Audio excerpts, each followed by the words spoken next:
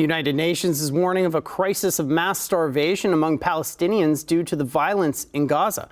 Canadian political leaders were also speaking out on the issue today, but they're divided over the solution. Al Sweeney has the latest on this story.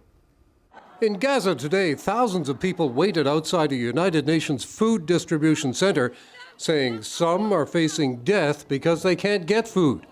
At the same time, Israel continued its attack on Gaza's Al-Shifa hospital. The Israelis say senior Hamas terrorists are using the hospital. Palestinians say mostly women and children are trapped inside. This is an entirely man-made disaster.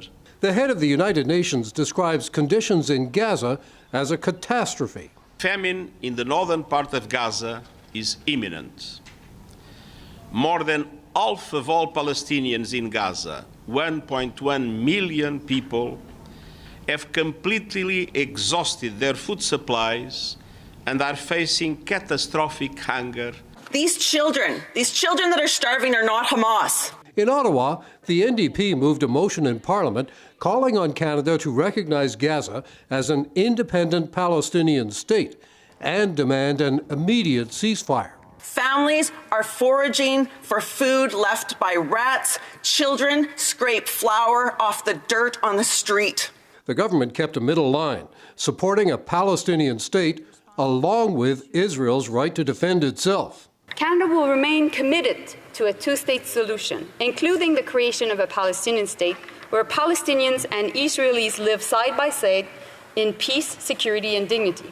While the opposition Conservatives vowed support for Israel and said the NDP proposal would allow Hamas to benefit from its terror attack on Israel last October. Hamas is the only party to this conflict that is to blame for this conflict, that started this conflict, and that can end this conflict. Israel's ambassador to Canada echoed that thought.